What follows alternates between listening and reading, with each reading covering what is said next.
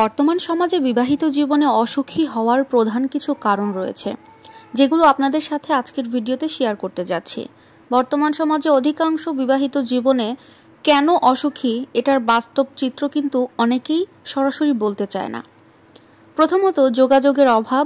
অনেক দম্পতির মাঝে খোলামেলা কথা বলা হারিয়ে যায়, ভুল বোঝাবুঝি বাড়ে, অনুভূতির চেপে রেখে ফলে সম্পর্কের মধ্যে ধীরে ধীরে একটা বিষাক্ততা তৈরি হতে থাকে।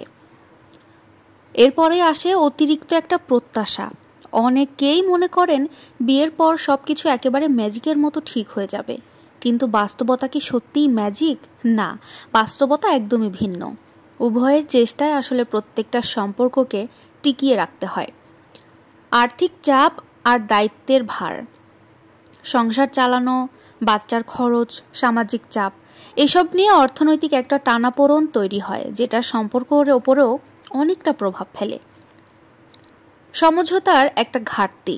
দুজন মানুষ কখনো একরকম হয় না, কিন্তু আজকাল অনেকেই নিজেকে প্রাধান্য দিয়ে থাকে বেশি, আর এক চুল ছাড়ও দিতে চায় না। এটা কিন্তু সম্পর্ক ভেঙে যায়। পারিবারিক হস্তক্ষেপ, এটা অনেক বড় একটা পয়েন্ট। বিশেষ করে আমাদের সমাজে শ্বশুর বাড়ি বা পিত্রালয়ের হস্তক্ষেপ অনেক সময় কিন্তু দম্পতির স্বাধীন সিদ্ধান্তে বাধা দেয়। সময়ের অভাব আরও গুরুত্বপূর্ণ অভাব। কাজ, মোবাইল, সোশ্যাল মিডিয়া সবকিছুর মাঝে অনেকেই সঙ্গীর জন্য সময় দেয় না।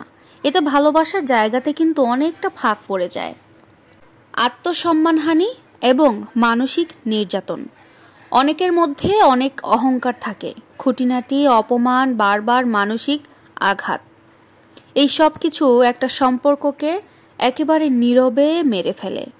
বিশ্বাসের সংকট অনেক বড় কিন্তু একটা ব্যাপার, কারণ মানুষের মধ্যে সন্দেহ, অতীত টান, প্রাইভেসি লঙ্ঘন, এই সব কিছু একটা সম্পর্ককে একেবারে ভিত নাড়িয়ে ফেলে, যেটার পরবর্তীতে একেবারে ভেঙে চুরে খান খান হয়ে যায়।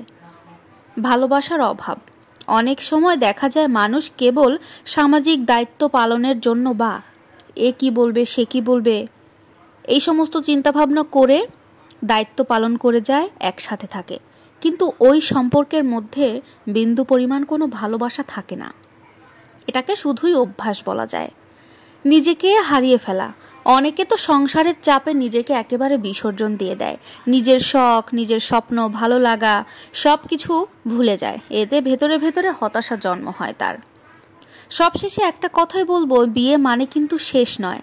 আবার সব সম্পর্ক টিকিয়ে রাখার দায়িত্ব যে আপনার একা, তাও কিন্তু নয়। সম্পর্ক বাঁচাতে চাইলে দরকার পারস্পরিক সম্মান, খোলা মনের আলোচনা এবং একে অপরকে সময় দেওয়া। সবাই ভালো থাকবেন। আল্লাহ হাফেজ।